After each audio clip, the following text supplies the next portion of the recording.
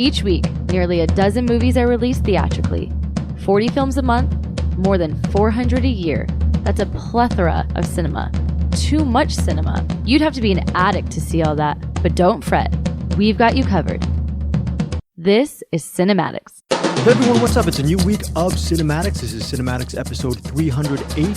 We're covering movies released for the week of Friday, August 22nd, 2025. Movies reviewed include Eden, Lurker, Trust, and Splitsville. Bruce also reviews the movie Bring Her Back, and Eric has a movie, Anxiety Club. Eric, you were just fresh off of an interview. I think it was today or yesterday. When was it? What is it about? Tell us about it. It was about an hour ago. Oh, cool. It was with Brennan Kelleher and Virginia Newcomb. You may have heard of her before, but they're working with Emily Best. Emily Best is best known for being the person that brought about Seed and Spark. And I believe she's directing her own short and doing a crowdfunding campaign on her own platform. And Emily didn't get to interview her today. She was busy with something else, but I got to talk with Brennan and Virginia Newcomb. And it was pretty cool. They got the crowdfunding campaign going right now on Seed and Spark. Look up Mr. Jesus. At this recording, they got 6 days, 19 hours, and 51 minutes, depending on when this comes out. You can do the math and figure out what exact time we're recording this podcast right now. So there's that. Oh, that's cool. Have you seen the short, or no? I guess they talk about the short a little bit. What it's going to be about? Yeah, they have. That's what they're crowdfunding for, is to make this short. But they got like one of those crowdfunding videos. It's Virginia Newcomb's on that, and Brennan Kelleher is as well. And yeah, it's pretty good. A pretty good video. That alone is a worthy short. But I look forward to seeing what the short of Mr. Jesus comes to. And yeah, we had a pretty good conversation. It was a pretty long one, about half hour or so, maybe a bit longer, but it was good. Oh, cool. Okay, so that video interview will be up on our CinemAddicts YouTube channel.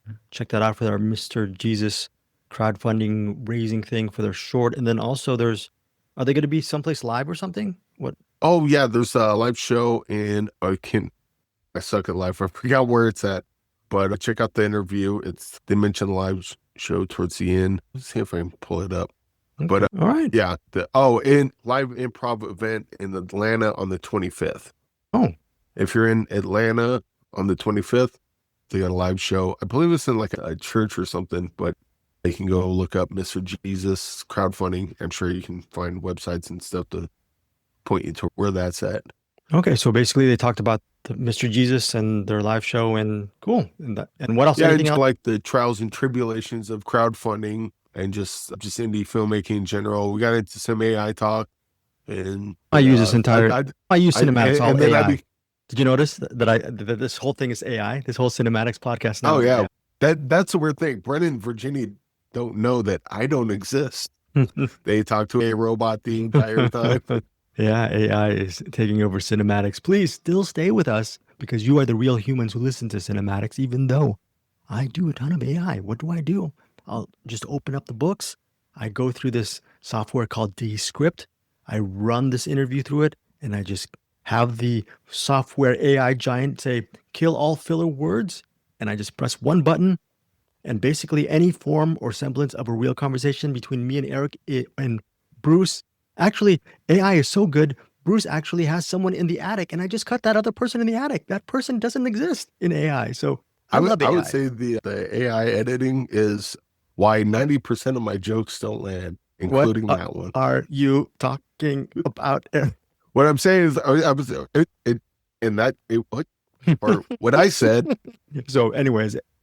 And that joke didn't land either, because they just cut that all down. We're cutting so much stuff out of AI. And we apologize, folks, but we are now living in an artificial world. I've given up. I am now part of an AI. This is actually not Greg Srivastava. This is an AI bot speaking to you right now. Eric Holmes is slowly, like a Twilight Zone movie, he's slowly morphing into AI. Bruce Perky over in the attic, he's actually been AI for the last year. So this is a little thing. I think we're betraying our CinemAddicts audience members, not our members, our friends.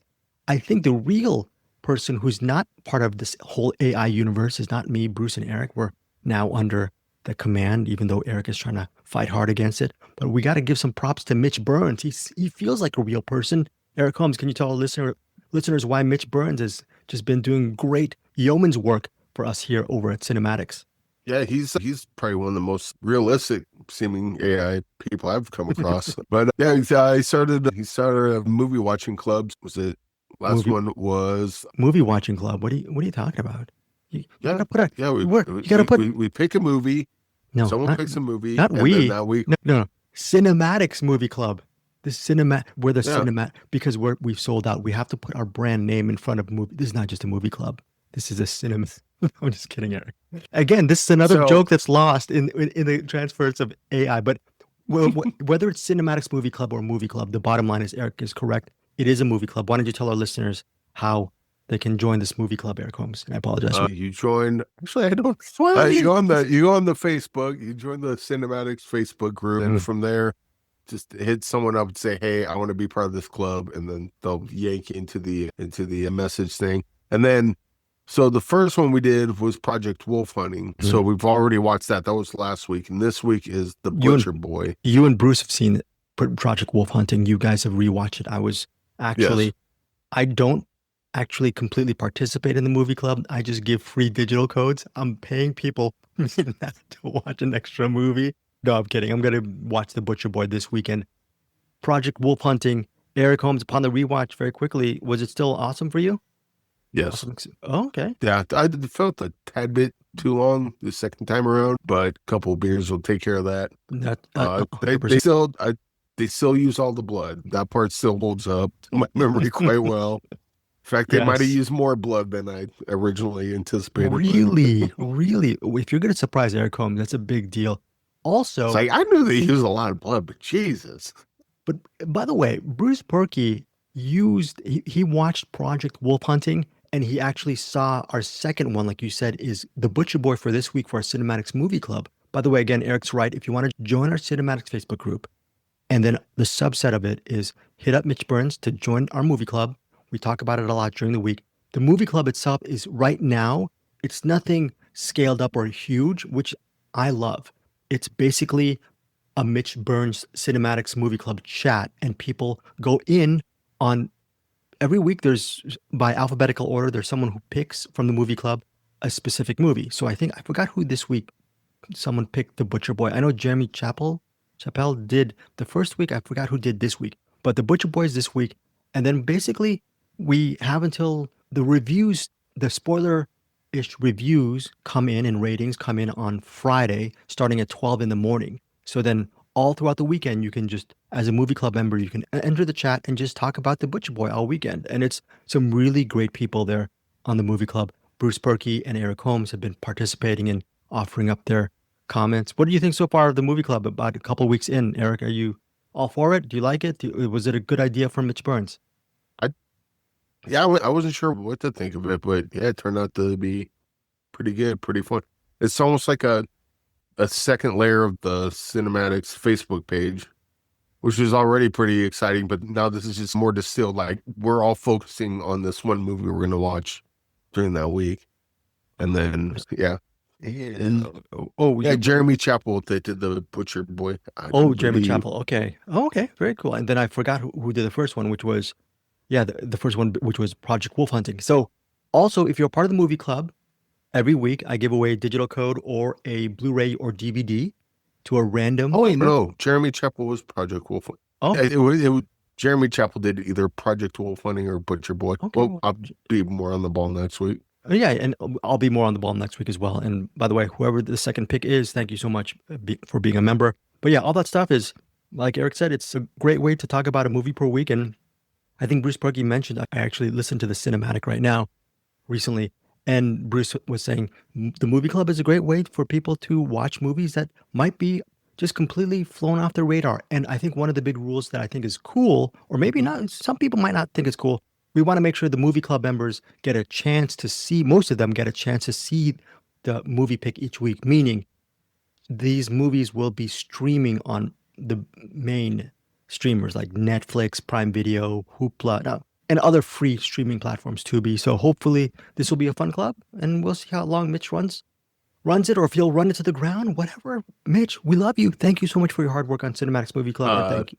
Yeah. Oh, Also, speaking of the CinemAddicts Facebook page, there was that meme going around. oh, I believe it's a screenshot from Weapons of the kid Yes. running across the street. Yes. This is me running inside the liquor store real quick while my newborn baby's in the back seat of the running car. Joseph Bridges, a-hole that he is, said, "This is just how Eric walks normally." So I just put one, "This is how I walk normally." But Joseph Bridges, a-hole that you are. Yes. I freaking love it. That was hilarious. Joseph Bridges, he's a wonderful member of our CinemAddicts Facebook group. Yeah, not a bad a-hole anyway. He's a good a-hole. Like a great a-hole. Yeah. I love a-holes. I tend to be one sometimes myself. So game recognizes game. So anyways, if you haven't seen Weapons yet, go check out Weapons. And yeah, some really good stuff from our members over at our CinemAddicts Facebook group. Please join if you want to be part of that conversation. I'm just glad Bruce and Eric and Mitch are doing a great job as moderators of that group. Or actually, the main moderator is Mitch, and Bruce and Eric chime in. I'm trying to chime in once in a while because I'm not as social as Eric and Bruce is, but hopefully with the Butcher Boy, I'll be more social this week because I will be watching that movie. Speaking of, yes, Eric Holmes. Oh, were you about to say Joseph Bridges? Oh, no, you can say whatever you want, Eric. Go for it. No, that's what I'm saying. I was going to see where you were going because it might have been the same thing I was going to. No, where were you going to? Tell me. Patreon picks. Oh, Patreon. I almost forgot. Why don't you tell us, our listeners, about our Patreon picks for this month? This month being August. We have a week to see these movies. I apologize to Eric and Bruce and the CinemAddicts Patreon patrons because I was so late in getting these picks from our CinemAddicts universe crew. Speaking of Mitch Burns, he's got the assigned pick for Disconnect. Speaking of wonderful a-hole Joseph Bridges, we got the Imposter. And also speaking of wonderful thick-wienered Ryan Smith, we have Haywire. Yes. I'm pretty sure that's accurate. I didn't actually see it in person. It's a family show because we're talking about, because Ryan Smith loves hot dogs and Wiener Schnitzel, and he loves Tommy's hot dogs. We're talking That's about exactly what I'm talking about. That's exactly. It's a family show. So anyways, family show. Thank you, Ryan Smith, with those wonderful wieners you put on the grill. And I don't know if he likes mustard or ketchup. We'll ask him down the road. Ryan Smith, his pick of Haywire, and then the Imposter, Joseph Bridges, like Eric Holmes said. And then finally, Mitch Burns, the assigned pick, which is Disconnect. I remember, Eric Holmes, I don't know if you saw Disconnect. Never heard of it, so that'll be a good one. The reason why I've never heard of it is because this is one of those movies that is completely under the radar. All that said, I think it stars Jason Bateman. And I remember back in 2012 when it was released, this movie was so under the radar that not many people saw it. But I read a bunch of reviews back then and they liked it. So it'll be interesting to see. This might be one of these underseen movies that Mitch Burns assigned to us, which is Disconnect. I'm really looking forward to checking it out. Yep. Oh, so I thought I seen The Imposter. I'm looking it up now. That's not the movie I thought I was thinking of. Okay. Yeah. The only one I've seen is Haywire, obviously, because that's up my alley. But yeah, Imposter and Disconnect. Those will be some interesting new ones. And Haywire will be a fun rewatch. Even though I guess we're supposed to hate what's her name now, the Gina Carano. Oh no, Gina Carano. Politics aside, we still love. I still love her. I still love her from Haywire. I still love her movies. I'll still watch her movies. I'll watch old American Gladiator episodes. So I'll still watch what was it? Was it WrestleMania? Yeah. WrestleMania 3 or 4 with Hulk Hogan and Ultimate Warrior. Yeah. Two bigots going head to head, but it still brings back the nostalgia, so I just let that go. Yeah, what is it? It's separating the art from the artist. Oh wait, separating the artist and his or her real life. Yeah. Then again, I'm looking at Hulk Hogan fight the Ultimate Warrior, not Terry Bollea versus James Hellwade. So that's true. That's very. Or look, if you have a problem with that, I respect that as well. It's just different courses for horses, or different horses for courses, or different strokes for different folks, or folks for different strokes. I don't know. Family show. Who knows? But before we get to movies that Eric might be up Eric's alley, because I think it will be in a few moments, let me just take a quick left turn to our first featured film this week, and that movie is called Splitsville. Splitsville is directed by Michael Angelo Covino, and also written by Michael Angelo Covino with his writing partner Kyle Marvin.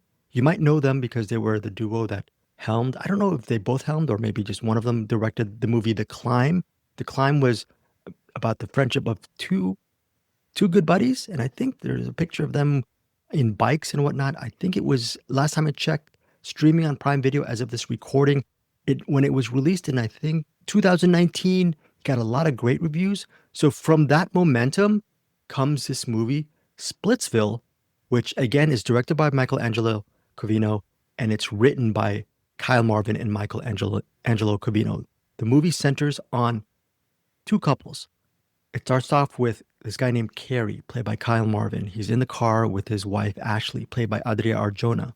And Ashley tells Carrie after they're talking that she wants to split up. In the middle of them driving and I think possibly to visit their friends, they're driving on the road. And as the car's slowing down, Ashley's saying that she wants a divorce. And Carrie is so surprised at what's going on right now. I think if I recall, he stops the car and he just gets out. He just gets out and he starts running across the street towards the field.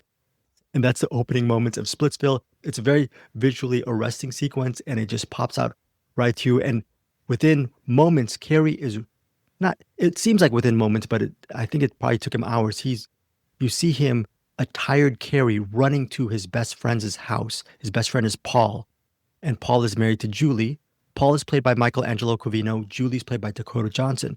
So Carrie, he meets up with Paul and Julie. He goes to their house and he's saying that, oh my gosh, Ashley, she wants to split up with me. She wants to divorce me. And they tell him, hey, Carrie, the reason why probably you guys aren't really happy is you don't have an open marriage. You don't have an open relationship. And Paul and Julie were saying that everything's fine. They have an open relationship. They see other people just for SEX family show, right?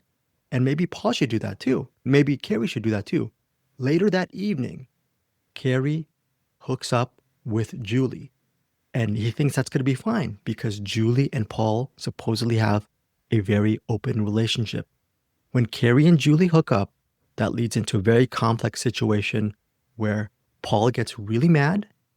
And then Paul and Carrie, who are best friends, Carrie again is played by Kyle Marvin, Paul is played by Michelangelo Covino, they end up fighting in Paul's home for about 8 to 9 minutes. So Eric, if you're thinking romantic comedy, this movie is a romantic comedy, but there is a really cool 8 to 9 minute fight scene in this beautiful home by the lake, sort of a lakeside home, I think that they live in. But it is a very well done action sequence. And I think what's great about Splitsville is it's a comedy about romance and open relationships and people cheating on each other and whatnot. And you're thinking, I don't know, Eric, when you see comedies, do you ever notice some of the visual spectacle in it? Or is it just, they're not really shot arrestingly? Can you think of arrestingly shot romantic comedies, or they're just that? I Sometimes, can't, it's hard to come like Gremlins and Shaun of the Dead have like elements of that, but they're not at the forefront. They're so genre bendy that it's not what you're talking about. Okay, so I guess Punch Drunk Love maybe. But again, that is a little bit genre bendy, and it's a PTA movie, and you're thinking it is, but still it is hard. Punch Drunk Love still a romantic comedy. Fair, it's just fair. But the Gremlins is a horror comedy, romance, family movie, all that. Shaun of the Dead's horror comedy, romantic comedy, all that stuff. But good pick. Punch Drunk Love. Right. No, but still, you had to definitely romantic comedy. No, it doesn't go much beyond those two. No, that's good. That's a good pick. But you still had to reach for that. Most romantic comedies are not, they're just A to B type of linear storytelling, which is fine, okay? But what's great about director Angelo Covino and his partner Kyle Marvin, his writing partner and filmmaking partner, they love setting their comedies within the milieu of just visually arresting sequences, like that action scene where they're fighting each other for 8 to 9 minutes. I think there's a really great blended one sequence.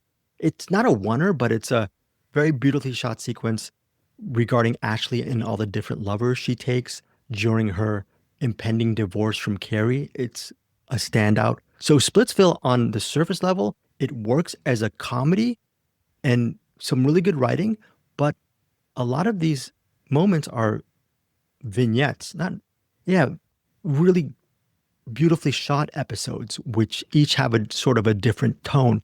And during my interview with Kyle Marvin and Michelangelo Covino, I mentioned Buster Keaton because I think they were probably influenced by people like Buster Keaton. And I'm sure you've seen some of his movies, Eric, but Buster Keaton is known during the silent film era as while there is a lot of comedy in his movies, there's a lot of action spectacle sequences that Yeah. blends together with the romance and the comedy, which I loved. And this Splitsville is a nod to, I think, that era. So I think even if you don't love romantic comedies, you might like Splitsville just for its pure cinematic style. And I really enjoyed it for mainly its cinematic style. Secondly, I also like the romantic comedy elements, and Dakota Johnson, Adria Arjona, Kyle Marvin, and Michael Angelo Covino. It's basically a four-person comedy drama, romantic comedy, and it really works.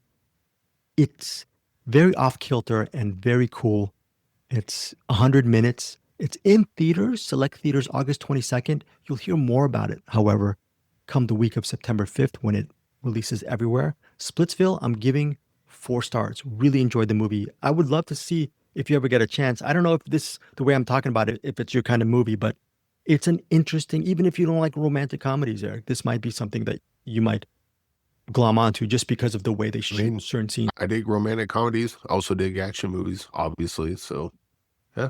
Yeah, just for that 8 to 9 minute action sequence when they're just tearing each other apart in the home. It's such an interesting moment in Splitsville. Again, Splitsville, 4 stars for me, August 22nd, and then everywhere, September 5th. Next up is a movie called... Rich, real quick. Yes. Quick correction before I get the My bad. WWE heads on my butt. It was the WrestleMania 6, not 4. Very good. Very good. Yeah, I think WrestleMania. I was thinking WrestleMania IV, but it was VI. So it was the Village Inn of WrestleManias. The WWF Bigot Bash was in 1990, part 6, not the... Anywho, yeah, we move on from that. Well, moving on from that, very good on the self-correction, Eric Holmes. Several years ago, Eric and I reviewed, and I think Bruce did too. Yeah, Bruce reviewed it as well. He didn't like it as much as I did, and me and Eric did.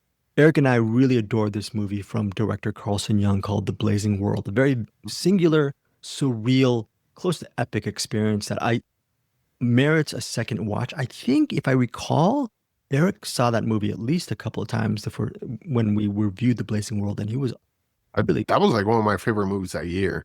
Yeah, that year being 2021.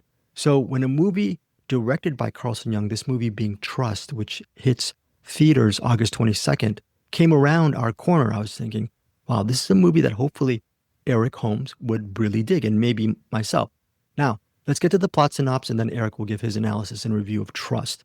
Quote, after a scandal, a Hollywood starlet, played by Sophie Turner, you know her from Game of Thrones, she retreats to a remote cabin. That is wrong. The plot synopsis says remote cabin, but when you look at the house, it's a big house. She retreats to a remote house out in the woods. I apologize. I think my camera just came out right here. Oh, yes. So it's not a cabin. It's a big house. And she is trying to leave Hollywood and Los Angeles for a moment and go to somewhere, a beautiful, nice house in the woods to escape I should from... probably say why, I think, because it's Go ahead. important. Yeah. Go ahead. So she got, Lauren, she's like this big movie star. I think who would be good at... She's like a Sophie Turner, we'll say. Okay. Fair. But someone finds out that she's pregnant and then puts that out there. And she hadn't decided who she's going to tell or what's going to come of it. Like she hadn't made any of those choices. And now it's out there. And she's like, okay, the choice has been made for me. I guess I have to have the baby. Or maybe she always wanted to keep the baby anyway. Or it doesn't matter because at that point, it's out there without her consent. And now her choices are no longer her own. And so she wants to get away from her for a little bit. However, there was who's it? Billy Campbell? Peter? I think you're wrong. I think his name is The Rocketeer. The Rocketeer. So Lauren's co-star on a TV show, The Rocketeer, turns out is, we could say that. You find out pretty early. He's the father, but their kind of relationship was under the table, especially since The Rocketeer is married to Ms. Rocketeer. And so he wants to pay for the abortion or don't tell anyone. But I guess you can take it from there because I don't know what to give away or what not to give away from here. But all right, that is a plot element of Trust. It's not a spoiler because that's one of the reasons why she retreats is because of that situation with her co-star played by Billy the Rocketeer Campbell. I love that movie, The Rocketeer. He was so good. You love The Rocketeer as well, I'm sure, Eric Holmes. But here's the thing. You could argue regarding the pregnancy when Eric said he is the father. In a normal movie, Eric and I would probably argue back and forth. Is that a spoiler or not? In a normal movie, that's the entire story. In this one, this is the setup. Eric just gave you a very valuable piece of information, but there are about 500 pieces of valuable information in this movie that it's unspoilable because there's so much bleep that happens in this movie that I don't know, Eric, I don't even know what we can spoil or not. She's trapped in the house. There's a couple of people who invade the house because they, for some reason, have a connection to the house. I'm not going to say, but there are 3 people who are part of a possible robbery in the house, and she's scared. She locks herself in the bathroom. I'm not going to say the dynamics of these 3 people and what happens to them, but this home invasion goes south. Okay? Not only does that go south, okay, the actress, again played by Sophie Turner, she locks herself in the bathroom, but she finds herself locked inside the bathroom. We also forgot to mention there's a dog involved, right, Eric? I forgot the name of the dog, Georgia or Georgina or whatever, Georgia. There's a dog who plays an important role. Not on the IMDb that I can see. There's a dog, the dog of the young Hollywood starlet, played by Sophie Turner. There's a dog who plays an important role. Katie Sagal, who is not featured in most of the movie, she has a very important part in the movie. I'm going to let Eric... She's not in a lot of it until she is. She's not in the movie at all, but once she shows up, she becomes a real big part, like towards the back half of it. And I think a really welcome part. And yes, she actually has her own little mini movie for a while in Trust. The movie's only 90 minutes, but it feels like you're watching a 2-hour movie because of so many things happen. You get to follow one of the criminals, you get to follow his story for a second. You get to follow another person who is possibly a dark figure who is lurking about, who might screw up things or not for a second. So there's just a lot of characters, Eric, and I'm really confused. Can you help me out with what else you want to untangle and review Trust? I would say that's pretty good. Like story-wise, that's it. So she's in the cabin, she's pregnant, trying to figure out what to do, and then things go amiss and a bunch of craziness happens from there. Can I say one thing before you get into your review? No. You mentioned no, go ahead. You mentioned craziness. And craziness is, I think, when you're talking about Carlson Young, craziness, a surreal nature, I think that can be a very good thing if you really are a fan of her work. There is a situation at the beginning where you see the starlet. She's not a starlet. You see a flashback when she's a young kid doing her first audition for the TV series, which would eventually launch her into a big star. Oh, where it transforms into her current day? Yeah, that opening sequence, I don't know, because Carlson did not write the script, but this feels Levangie. Levangie? Yeah, Levangie. I think she wrote the screenplay to, I think, Stepmom or something years back with Julia Roberts and Susan Sarandon. But I don't know if that's in the script.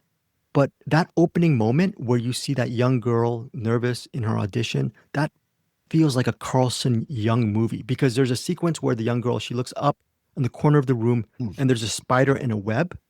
And you're thinking, wow, that just seems like a nice, interesting shot. But a lesser filmmaker would have made that into a nice, interesting arbitrary shot. But that spider in the web visual shot ends up as a foreshadow of things to come. And I think that's really well done. It's something that Carlson Young does. And for me, this movie on the surface seems like a B-level thriller, and it is, but with the actual vision and flourish. Got that little extra stank on it to make it.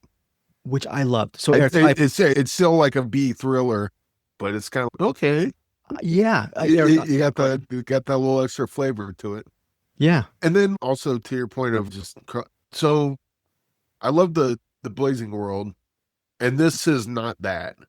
Like, this is pretty much above board for the most part, but there are some there is some stuff that happens towards the end where it kind of leans towards surreal. Yeah. I don't want to say it, certainly not supernatural, but definitely surreal. Without saying what, there's a bit with water where I'm like, that's not how that works. But then you could read that as not what's actually happening, but this is like a analogy for something else, perhaps. There's also I want to mention maybe water and pressure building, water breaking, that sort of thing. Oh, very good. Yes, that could actually be a symbolic situation. Also, I want to mention actor Forrest Goodluck. He was in How to Blow Up a Pipeline several years ago. He plays one of the home invasion robbers, and his character is very. That's right. I knew I recognized that guy from somewhere. I couldn't put my finger on it. He has a role. I'm not going to say how big of a role it is, but it's a standout sequence. His character, I don't know if it's him as an actor, maybe maybe the writing as well as, and maybe Carlson's direction and his own flavor, or Eric says, his own stank in the material. He is so good with what he has to work with.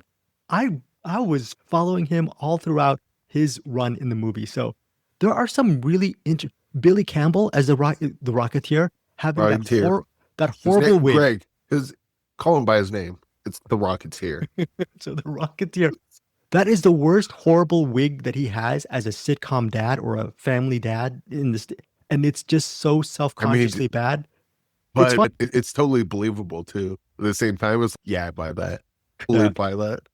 I don't know what else to say. I really enjoyed Trust. I don't know what to give it, either 3.5 or 4 stars, because I feel like Carlson Young elevated this material. Not saying the script wasn't great, but Gigi, the screenwriter, she's working within this milieu of a B movie thriller. But I feel like with that extra stank, that Carlson Young really elevates the material, and it's a watchable film. I still have the link available. I'm going to see if my mom catches this movie. This is there's a lot of things that are going on, and I love that in a thriller. I don't know about you, Eric. What is your review? Yeah, definitely. I'm right there with you. Love the hell out of this. I would say I don't like it quite as much as The Blazing World. Yeah. And I'm looking on IMDb.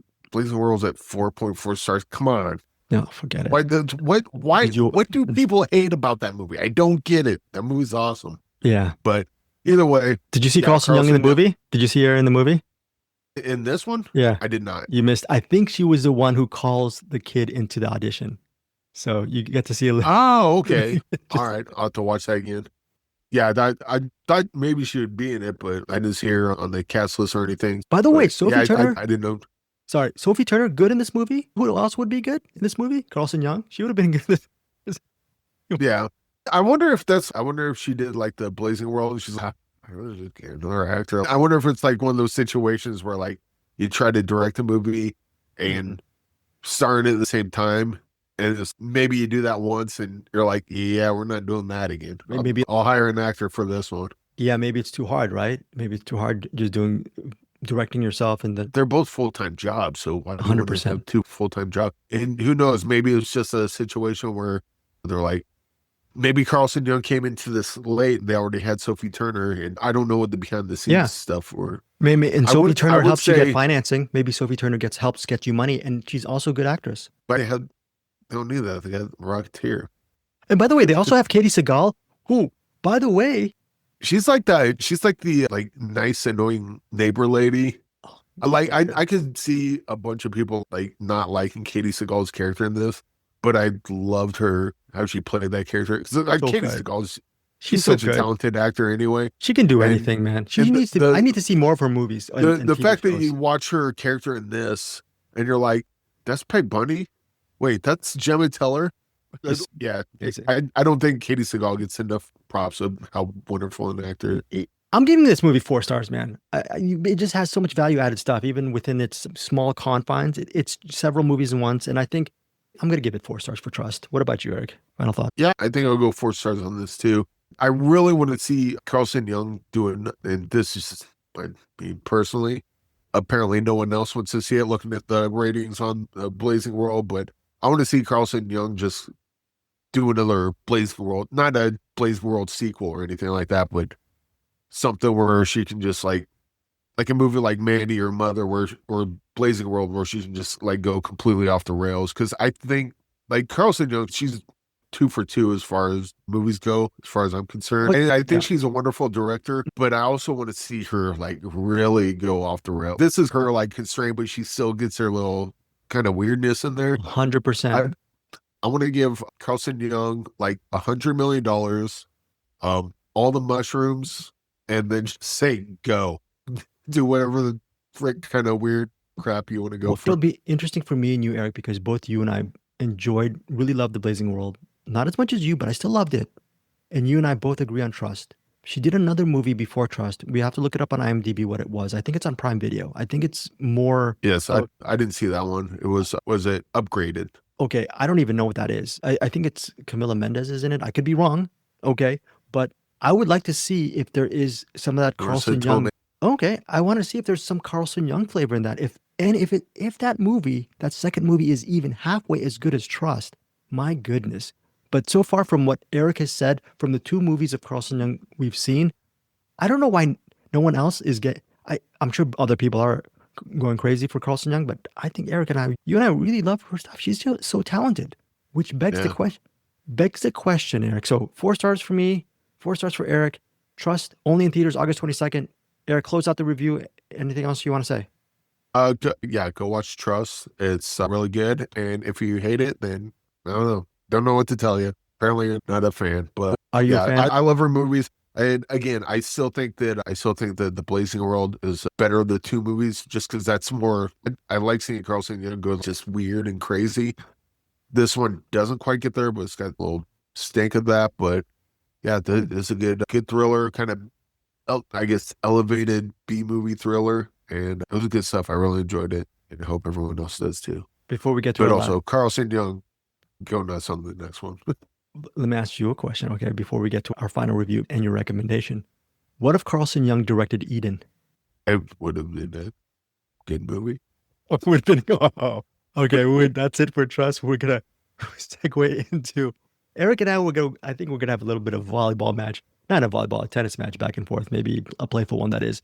Our last featured for this week. By the way, Eden is our last feature for this week, and Bruce Perky over at the Cinematic, he has a review of another new movie called Lurker, so you're going to hear that in moments. Now, Eden, directed by Ron Howard, it's a true story about, quote, a group of disillusioned outsiders. These outsiders include Jude Law, Ana de Armas, Vanessa Kirby, Daniel Bruhl, by the way, previously worked with Ron Howard in the movie. What was that movie? Rush. Thank you, Eric. Rush. Yes. The bad Rush, not the good one with Jason Patrick. Okay. Here's a caveat. We all know I really enjoy Ron Howard movies. Eric does not really enjoy Ron Howard movies, but he has enjoyed some Ron Howard movies. Name those couple movies of Ron Howard you loved or you would like. Let's see. Was it Frost Nixon? That was a good one. Okay. The Han Solo movie. I like that one. Oh, Solo. A lot of people hated that, but I think that might have been like a thing where like the expectations were so low, and I went and go, it's all right. It's got its stupid parts. Oh, you're by yourself. I guess I'll mark you down as Han Solo. But that's more like writing stuff that's less directing. Splash, not Night Shift. I don't know. I used to watch Splash a lot as a kid. I'd have to watch it again. I don't know if he did. I do know that like the one thing stuck out to me where John Candy's character as a kid will drop change and go pick it up so he can look up women's skirts. Like, I'm guessing that probably doesn't age so well today. Probably not. Definitely not. Yeah. But to be fair, it also came off as creepy back then. So maybe that was the point. Yeah, there's not a whole bunch of... All 13? Okay. Yeah. It was all right. I'm just not a Ron Howard fan, just in general. Okay. Yeah, I am. I like his movies. So you're gonna get 2 different reviews, but we're tackling the same movie. This is on these outsiders: Vanessa Kirby, Daniel Bruhl, Sydney Sweeney. I will extend this olive branch. This is one of the better Ron Howard movies I've seen, even though I didn't like this that much. So take that for what it is. Knowing what you know now of my predisposition to not like Ron Howard movies, I think this is one of the better ones. If you do Ron Howard, maybe this is one where you're going to go, oh, that's so good. I love it. Okay, so these group of outsiders, I think most of them are German, but so these outsiders, they are part of a society living in this island. The island is called Floriana Island. It's located in the Galapagos. the reason why a bunch of these outsiders go is because there are two people who already live in Floriana. They include a German philosopher played by Jude Law and his partner played by Vanessa Kirby. They've been living out in Floriana Island for a while. Sue Storm. Sue Storm from Fantastic Four. Has a great cast, okay? And I think I'm going to put words in Eric's mouth, at least the second olive branches. This is a really all-star cast in Eden. Huge cast, okay? So I think hopefully that will draw an audience, but we'll see. Maybe Eric will say, don't go to theaters. We're going to see what he says in a few moments. But this is based on a true story.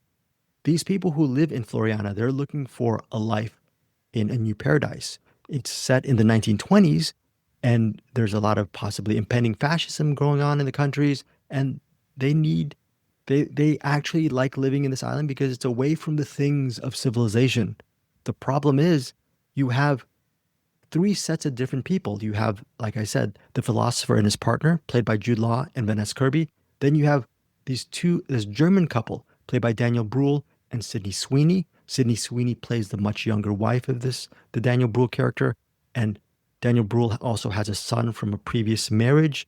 So they set out stakes to actually live on Floriana. At first, you don't know if they're going to do well as homesteaders in this island, but through perseverance, you see how they can actually flourish as a family living in Floriana. The third group who comes in is led by the character of Ana de Armas. She plays this woman named the Baroness something, and she has three other men with her, and she has really big plans to build a hotel on Eden and turn it into this upscale resort island community. So you have these three groups, and each of them are so different and have different motivations. What happens when these motivations clash? I will say this, if you do not, I don't want to spoil too much, but if you read the actual story, the fact-based accounts of what happened, it is so strange what happened and vicious what happened. Just know that a lot of violence occurs in this movie Eden, on the island of the Floriana Island. There is possible deaths that might happen. Who knows, murder, killings? I don't know. Are there wild animals? Yes, there are. There's, quote, betrayal, violence, and look, they even said this, Eric, on the plot summary. Betrayal, violence, and the deaths of half the colony. I'm going to say it. It's in the plot summary. It's 129 minutes. Eric Holmes, your review of Eden. Yeah, first of all, there are a ton of platitudes in this movie. It seems that every 5 minutes they had to stop and say just some. I didn't even write down the lines as they said them out loud. Hit them off the cue cards as felt. Not that the acting's bad, but like the platitudes stick out is almost as if they're like, pause the movie, live, laugh, love. Did you get that? Okay, cool. And then they move on with the rest of the movie. I think it's a sort of half-assed, not really a satire on society, but it's trying to say something profound about society. This is a microcosm of a larger humanity as a whole. And I think was it preachy to so you? Broad. Oh, I mean, preachy, but that's not my issue with it. My issue is that it's so broad and it doesn't really get into any sort of subtleties of what that message could be, because that's where the interesting conversation lies, especially if you got a movie that's 2 hours long. Dig into that and really explore those ideas instead of just coming out and saying a meme every 5 minutes. Yeah, the characters for the most part are either stupid or unnecessarily mean. Maybe that's kind of part of the. And the weird thing is, this was written by Noah Pink, who did the Tetris movie. And there were some issues with the Tetris movie, but overall I thought it was really good. But this has what about Eden as a survivalist thriller? Did it work on that level? No, not really. No, it was just basically neighbors bickering with each other at the movie with platitudes during the commercial breaks. I think this kind of fails. Even though I like the Tetris movie, I think the Tetris movie, its failures were they didn't believe in the story enough. Because the Tetris story is interesting. You didn't need to add the car chase at the end, for example. With this, I think there's an interesting story here, but they didn't lean on that. Because the interesting story is what happens in the third act that you find out. Like, that's the story I'm interested in. Now, this could have been interesting if they had like a commentary on how society works and they had a clear voice or opinion or direction they wanted to point that and make it a really, really poignant movie that would stand out, or something that would be divisive. Some people watch you go, oh, you're way off. And other people go, oh, you're right on. You're divisive. When you have a strong opinion, those opinions tend to be divisive. This could have been that. I don't think it was. I think it was trying to be, but it didn't quite get there, at least not for me. What about there's a sequence with Sydney Sweeney? She's pregnant. There's that was interesting. It was certainly intense, but again, it was a scene, a harrowing scene where she's giving birth in a bad situation. It's not, there's nothing being spoken about there. It's just an intense scene, and is actually another thing. It was ultimately meaningless because it doesn't really connect with much. The interesting story is what happens in the third act, and that going forth. And granted, this is my love for courtroom dramas coming out. That's the movie I wanted to see, because the end cards basically spells out, not to give it away, and I don't think this does, but the end card spells out that everything we saw is from one person's point of view. There's another person that's also involved in this movie that they might have saw something different. Oh, that's and fair. That's to me, that would have been the interesting way to go. Like a Rashomon type of thing, like a Rashomon, like a different kind of. Yeah. Okay. Yeah. So this is what I think this is what I said happened. This is what they said happened. And let's see if we can figure out which one's correct. It said they wanted to go some microcosm of just humanity in general, or society in general. And I don't think it works. And I think they probably would have done well to fast forward the movie about hour and a half and extend it beyond another hour and then told that story instead. But again, that's me rewriting. That's not what this movie is. And I think overall, like, I thought the movie was like watchable, but it wasn't wowing me. And again, this is probably upper level Ron Howard, but from me, that's faint praise. Right. So then again, if you love Ron Howard movies, this might be one you just fall over yourself over. Which I am not completely falling over myself over this movie, but I really enjoyed this Ron Howard film. On the other side, I really enjoy his movies. They're competent. I know this sounds so reductive, but they're well shot. He's a very interesting storyteller as far as what you're going to get from a Ron Howard movie. Some 2 hours of solid entertainment. That's the way I see it.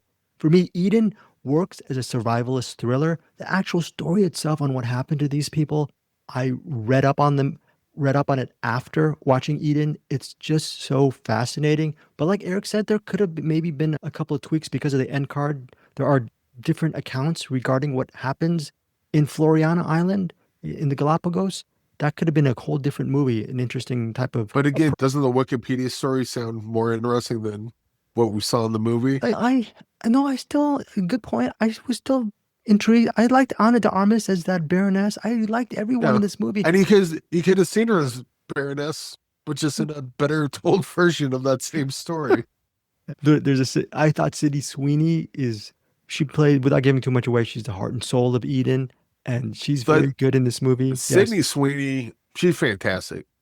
Yeah. Not just in this, but I watched her in a movie called Reality, and I can't review it yet because I went to a friend's house and it was like halfway through the movie, and she was great in that. And Sydney Sweeney's like one of those, I think she might, like, sticking around long enough, she might be like one of those, like, holy crap, how come we didn't realize she was such a great actress? It's been right there. You might not like all the movies she was in, but like, she's pretty fantastic in just about everything. Right. I haven't seen Euphoria. I have barely seen any Sydney Sweeney movies. This is I think, unfortunately, my first my introduction to Sydney Sweeney in a movie. And she's, because of what pop culture says, the way she's out and about as an actress, as Sydney Sweeney the person, there's so much written about her. Okay. I only have that image of her from the pop culture level, but Eric said he's halfway done with Reality. I haven't seen Reality as well. I know Reality is where people started saying, oh my gosh, Sydney Sweeney is something to behold as far as a great actress. And she's very, like Eric said, she's good in Eden. She's very good in Eden.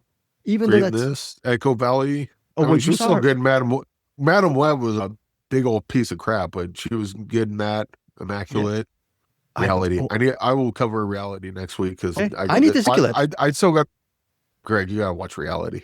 Okay. I missed the first 20 minutes, but the rest of it is freaking awesome. Yeah, and so look, I'm late to the game. I see what people see in Sydney Sweeney. She's very talented in Eden. Even Eric, who I don't know is going to give Eden not a very good rating, he said she was fantastic in Eden. So she's great. Yeah. I don't know if she's great in this. And so my rating on Eden, 4 stars, first rate entertainment, had a good time. I will say that Eric is saying people who are Ron Howard fans will probably fall for this movie. I am part of that crew. But then if you are not predisposed to like Ron Howard movies because of just the way your tastes are, again, different courses for different horses for courses. Eric, what is your rating on Eden? I was about to give it 2.5, but I think I'll go 2 with room to fall. With room to fall. See, that's a caveat. Yeah, I think none of this has anything to do with the acting. It's pretty solid throughout, except for the obvious platitude lines where they say we're looking that in there. But the whole reason I want to point out Sydney Sweeney is because I think she gets. I don't think she gets her due with how good of an actor I think she is. But anyway, that didn't save the movie for me. I think there was a more interesting story here that they just didn't want to tell with this one. And fair enough to them, but wasn't something I gravitated towards. Everything that Eric had said, I'm not going to repeat it. I'm just going to say I go the opposite way. Most importantly, whether it's Eric's point of view or my point of view, what is your point of view? Tell us what you think of Eden when it hits theaters Friday, August 22nd. Again, it's 129 minutes. So that is a fair warning that if you actually agree with Eric's take on Eden, you have 129 minutes in that theater to It would take you much less time to read the Wikipedia. Now forget it. 2 stars from Eric, 4 stars from me for Eden. That is it for our features. Before we wrap up, let's get to a movie. Yeah, there's a bunch of other things that I'm just not going to get to. Eric, we cover so many movies. The way I see it is that it's AI. I'm going to just erase it. There's 3 other things I'm just going to mention here. There is a movie called Hollywood Grit, Dongji Rescue, and What We Hide. Eventually, we'll talk about it in the CinemAddicts universe. By the way, regarding Hollywood Grit, do you like Max Martini a lot? Max Martini. He was in Red Belt. He was in... Yes. I knew that name, and then as soon as you said Red Belt, I'm like, yep, we talked about this. Look, he usually plays military men in like The Unit or the Benghazi film. And so Pac Rim, he was in the Guillermo del Toro film, Pacific. But all you got to say is Red Belt, and the answer is yes, level.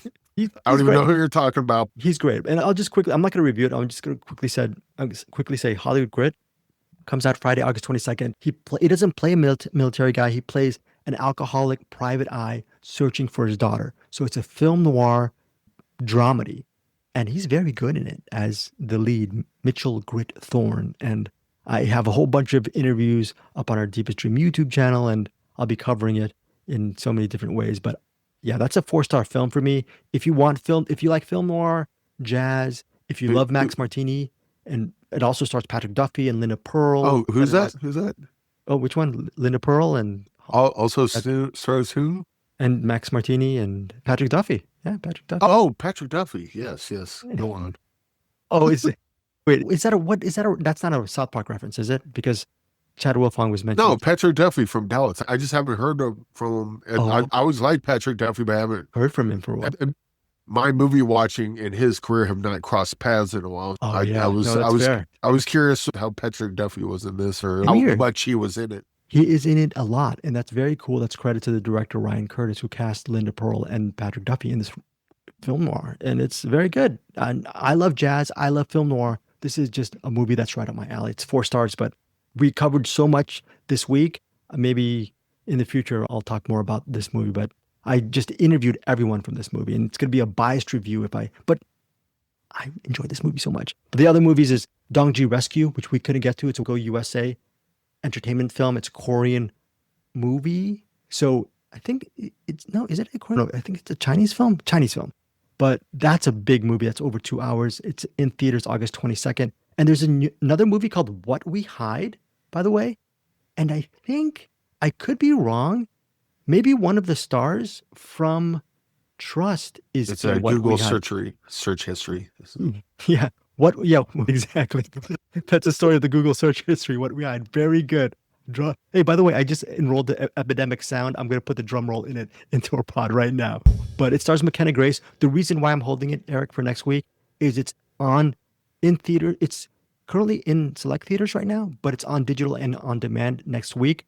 So that's something we might cover for next week. So those are the 7 movies we covered, but at least we got 4 of them down pat. And then we have one final film that is from Eric Holmes. There's a movie called Anxiety Club. I have no clue about it. Eric, what can you tell us about Anxiety Club? Anxiety Club, I believe I'm doing a interview of it for tomorrow, but I'll have to look that up. Oh, But wait. yeah, this is big. Is it embargo then? Or no? I What do don't you think so. When You does know it- what? when does it come out? Let me double check just in case. I do not think it is. Okay. If it comes out, we can talk about it the week of its release. Let me look at it right now. Anxiety Club, that is a movie. That should be Oh, no. coming out. It's the available on 25th. digital. It's available on digital right now. There you go. Cool. Okay. Yeah, go Not for embargoed. Sweet. We're good. it. Have at it, Eric. Wait, which is good because I'd like this. It's basically hour, 20 minutes or so. It's a documentary. They have a bunch of comedians and they play up they compare anxiety and comedy and how they kind of work together. And also like how they get into how like comedians, they use their anxiety and lampshade it a bit by talking about like how depressed they are or how anxious they are about things for comedy. And it's a mask they put on because they're really not doing well.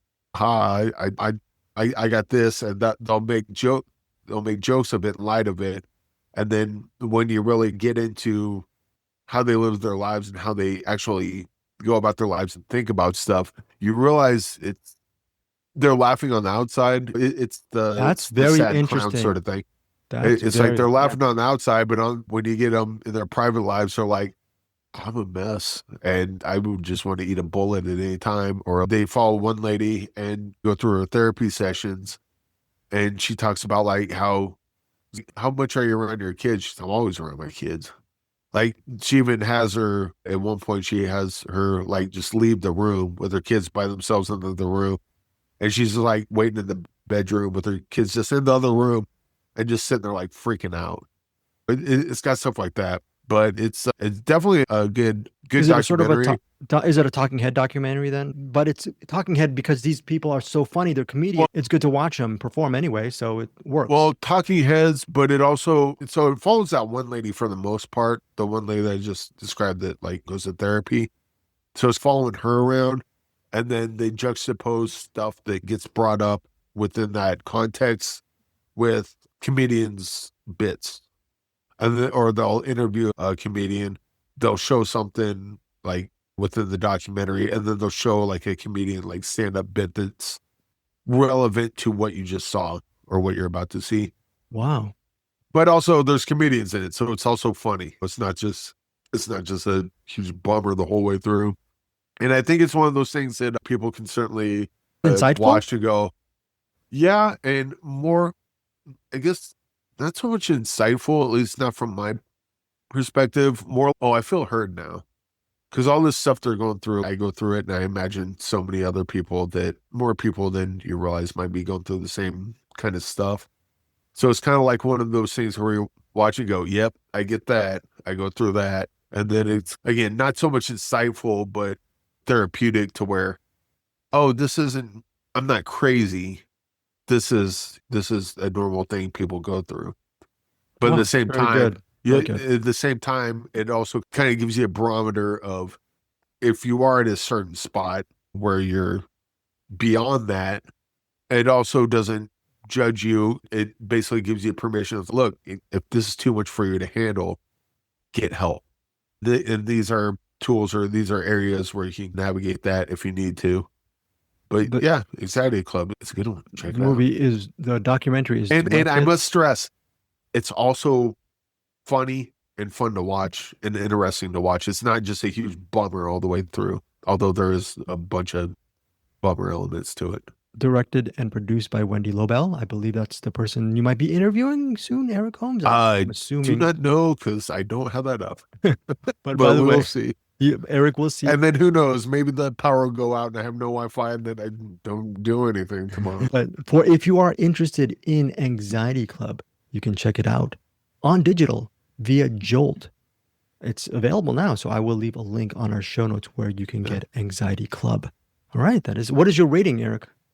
I would give this a 4.5. Okay. This would be like one of those documentaries that watch it a couple times, but also once it's on like to where you could buy it or rent it or whatever, or say eventually it makes its way on YouTube and you can buy it on YouTube and then just kind of listen to it. Because it's definitely a good documentary, but I can see this also working as like a podcast where you just keep listening to it. Maybe it's your affirmations of the day or something like that. Oh. So it's got that added benefit beyond just being a good documentary. Okay, and that is Anxiety Club. And then you can also look forward to Eric's interview with whomever he's going to interview. He's going to open up that email after we're done taping the show, but it will be good. It'll be a value-added interview, and that will be featured on our CinemAddicts YouTube channel. By the way, we're at 784 subs. We are close to our 4,000 hours. We're about 1,600 plus. To 1,069, that would be perfect. We just stop there. I think we're actually right now 1,064, but we want to stop at least 4,000 so we start getting monetized. Cheeseburger money, that'd be nice. And However that works. Eric's fine with the 69, so what is it, Sammy Hagar? I can't drive 69. Just whatever the number is, just get to the 69 version after that is all I want. Yeah, 69 Family Show. Anything else? Oh, yes, sir. Yeah, we got some movies to talk about. Okay, Eric. Week. We got one in particular. I'm very excited to talk Let's about. Hear it, Eric week. Holmes. What are you gonna see? What are you gonna see next week? Might be a little movie directed by Macon Blair, starring Peter Dinklage. Right. Yes. About an Avenger. It's the Avengers. It's a new Avengers movie. It's called. We'll talk about it next week. It's called The Toxic Avenger, or it's about Tony Stark and Captain America. And they have a very possessive relationship. They're toxic towards each other. And it's... Oh, wait. No, it's not about that. It's a remake of the Tromaville classic. Tromaville classic. Very good, Eric Holmes. The Toxic Avenger. For some reason, I called him Toxie this morning. I don't know if Toxie is the correct word. Is a nickname. Toxie? Yeah, Toxie. Toxie. Yeah? That's what... I remember, 14 or 15-year-old Craig remembers The Toxic Avenger. It'll be great to see Macon Blair's spin on the film. And Eric was saying it stars Peter Dinklage. It should be an interesting movie. That's one of the 4 movies we're going to cover next week. It's like the Street Trash one. Ryan Kruger did Street Trash. It's like, when you hear someone's doing like a remake of Street Trash, you're like, why? But then you get someone like Ryan Kruger, it's okay, like he knows why people like it to begin with, so it makes sense that he would do that. That's why I'm excited for Toxic Avenger. Like Macon Blair, he kind of grew up on stuff like that, so I'm assuming he knows what made Toxic Avenger like fun to begin with. So maybe he'll stick with that same thing.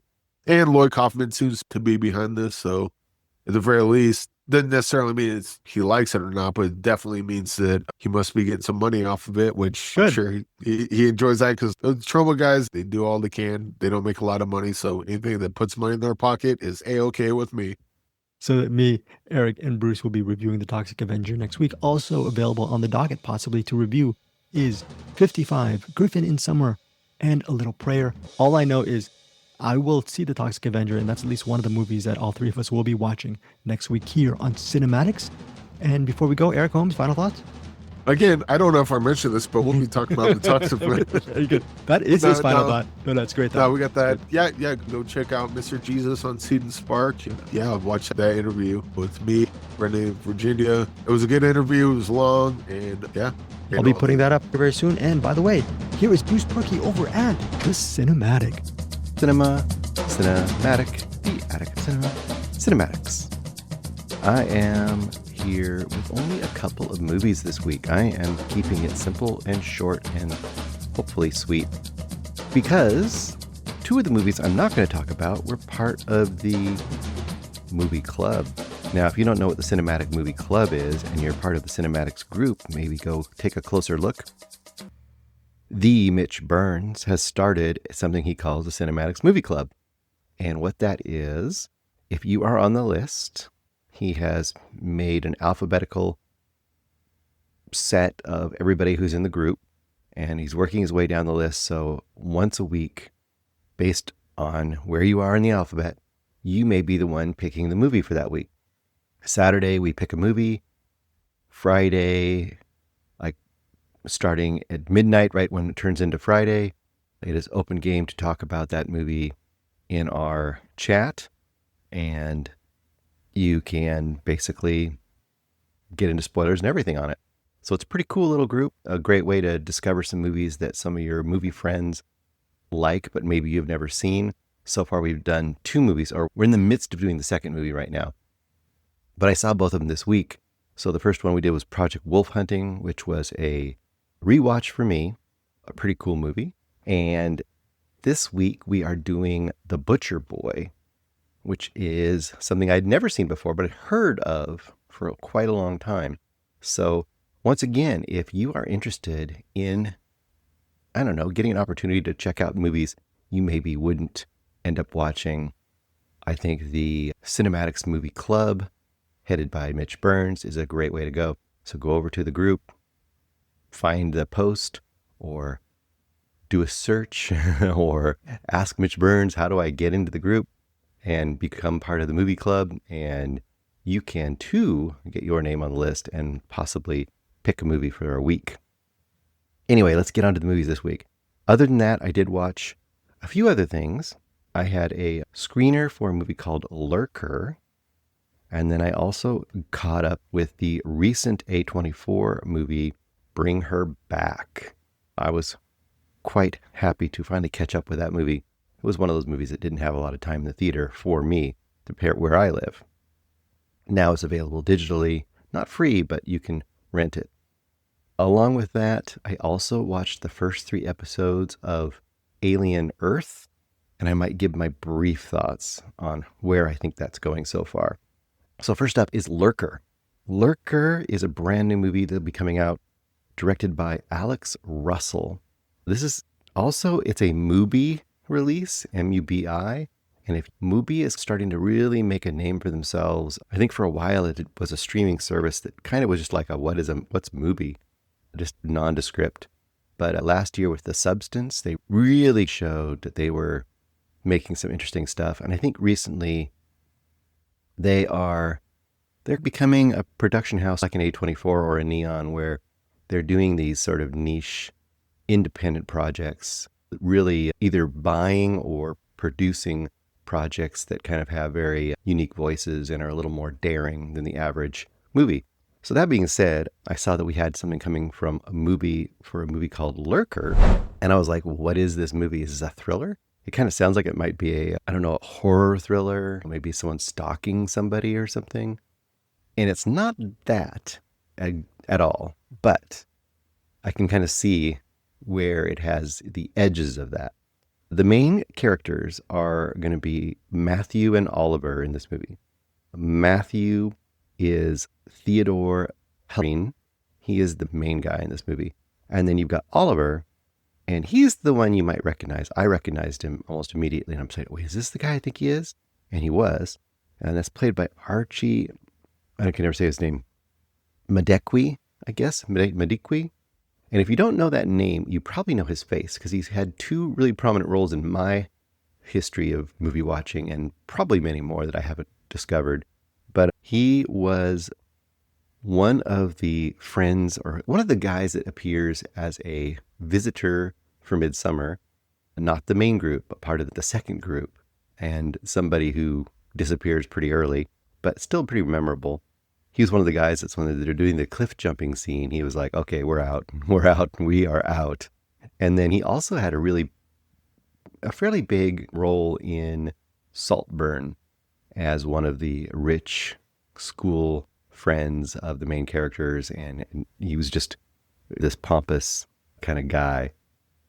In this movie, he plays in some ways a similar role to that. So he plays this kind of up-and-coming pop star who has a lot of social media like recognition, but he's still not big enough to be like a household name. But in the groups that love him, which is mostly younger groups, influencers of Zoomer influencer types, he is very well known. he just happens to walk into this kind of this small boutique. And I don't know if it was in New York or not. I think it was New York. And that's Oliver that's doing that. And Matthew is a worker there. And really quickly, Matthew notices him, but Matthew pretends not to know who he is.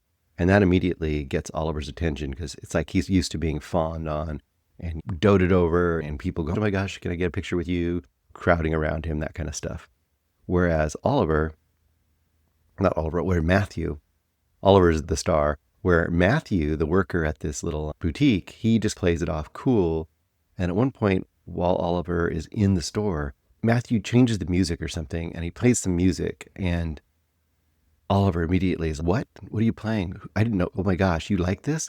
Because it's an older song. It's not like a brand new song, and it's not like one of Oliver's songs. It's just like this older pop song. And the fact that Matthew's playing that really strikes Oliver as, oh my gosh, you must be a kindred spirit. You know, the fact that makes you so cool. How would you like this music like that? And immediately Oliver's, who are you? You're a cool guy. You should come out and hang out. Come back here. Come backstage. I'm playing in town tonight. Come backstage and check out my show. And of course, the whole time Matthew's like, you play music? And he's playing it off as he doesn't know who Oliver is. And he's, oh, okay, I guess I'll come. And of course he goes and he's backstage and you can see he's just eating it up. And this young assistant woman of Oliver wanders up while Matthew's watching Oliver backstage. And she says something to him, like, she sees how he's watching him adoringly. And she says to Matthew, enjoying the show or something like that. And she says something like, at one point, make yourself useful. And at first you're like, what does that mean? And then you figure out pretty quickly, oh, if you're going to be part of Oliver's orbit as one of his entourage, you need to have a use. Otherwise, you'll just get tossed to the side because everyone wants to be in his orbit. Everyone wants to be one of the hanger-ons. But if you're going to be a hanger-on, you have to have something you can do for him.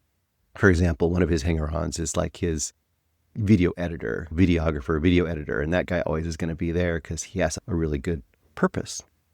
So what the main kind of thrust of this story is, for a whole big chunk of it, is watching this Matthew character slowly but surely become like a solid part of this tenuous friend group, this entourage, this group of people that are always hanging on, living with, traveling with this pop star Oliver, and how they are all subtly behind the scenes scrambling for the eye and the attention and the approval of this Oliver pop star guy.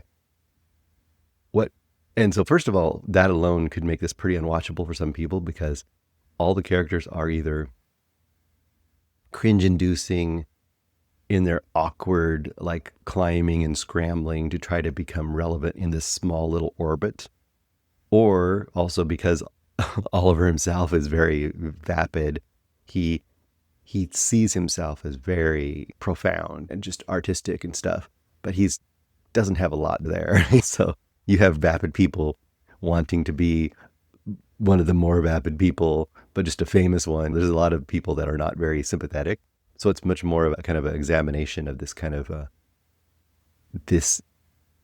I said, scrambling for this kind of hollow fame and not fortune so much, because there's money there, but it doesn't really get into the money so much. It's mostly just this idea of just being like adored by people and seen by people all the time. But it always seems small.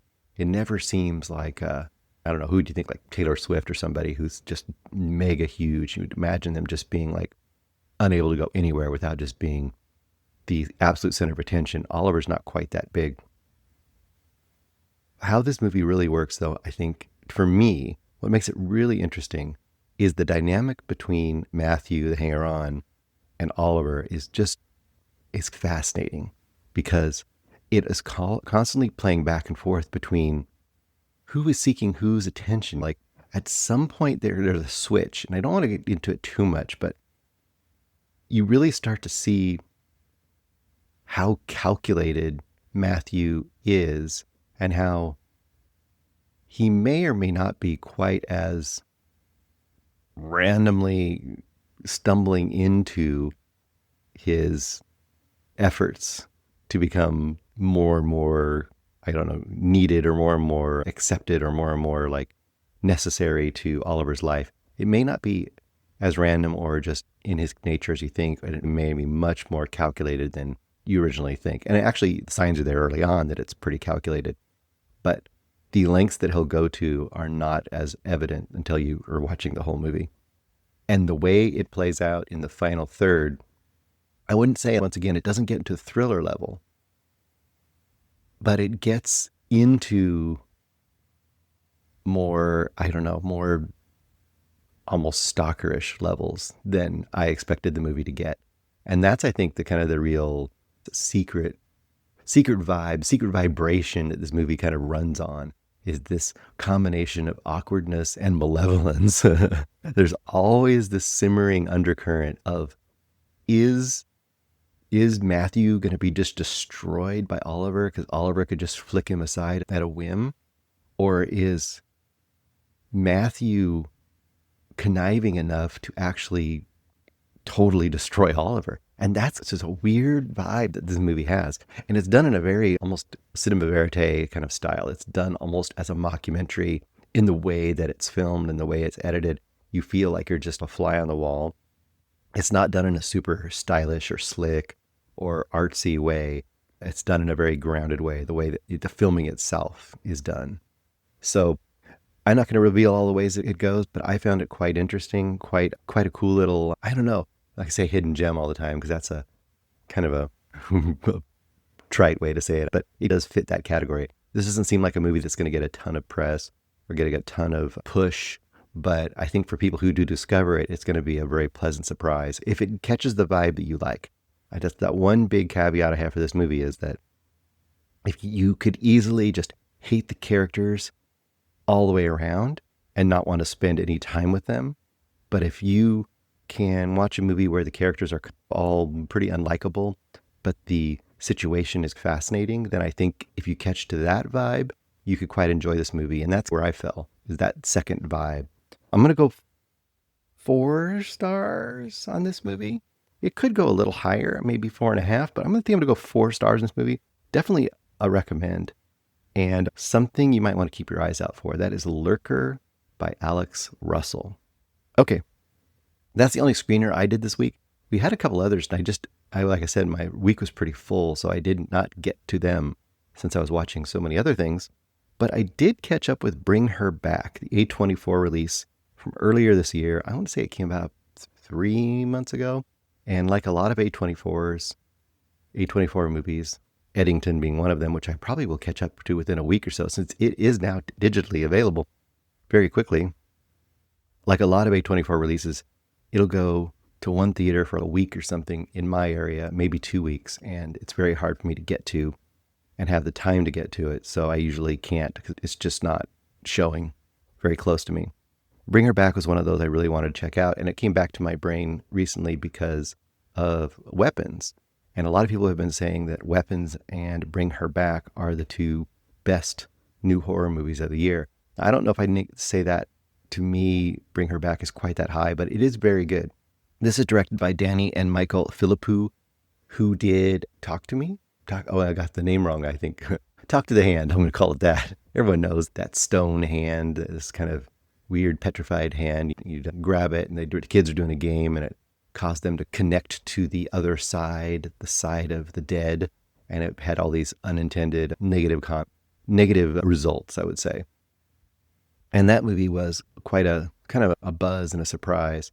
And Bring Her Back is following some similar themes, but in some ways darker and bleaker. So for some, it will be less fun. For others, it might be more appreciated. It just kind of depends on what your vibe is and what you like. But I would say both movies are really solid and really well made. And I think that with 2 movies under their belt now, the Philippou brothers are definitely staking their claim as some interesting new voices for horror, if that's the path they stay on. Now, this movie has a basic setup that's very simple. In some ways, more simple than the others the movie did. This movie is a very simple concept, and that is you have a brother and a sister, and that is Andy and Piper. Andy is, I want to say he's like 20, 21, maybe 19, something like that. And he's played by Billy Barrett. And Piper, she's only 16 or 17. She's not old enough yet for Andy to be officially her, what do they call, what's the word? Not caretaker, but basically her official, like, person. Piper is played by Sora Wong, and she is not totally blind, but close enough. Legally blind would be the term you would use. And at the very beginning of the movie, their father dies. He had been struggling with cancer. They find him unconscious and unresponsive in the shower when they come home from school, and he has passed away. So they're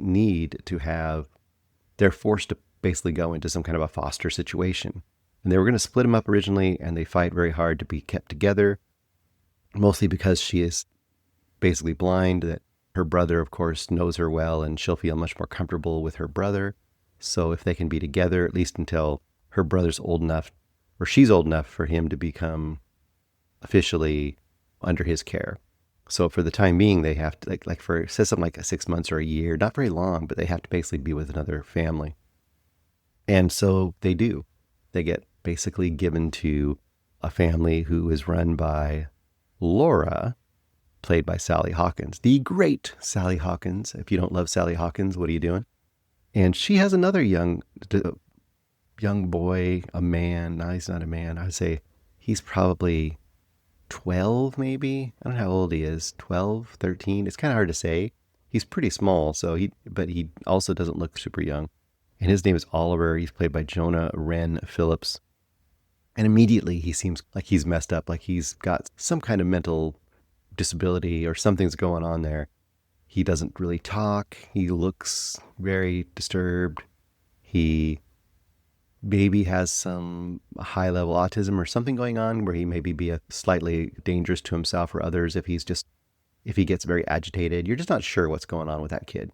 They end up anyway. Andy and Piper show up at this house, and Laura is super happy to see them, and we're going to make you a new family. It's going to be great. And of course, Piper and Andy are both, they're a little trepidatious, but they're also like quietly optimistic.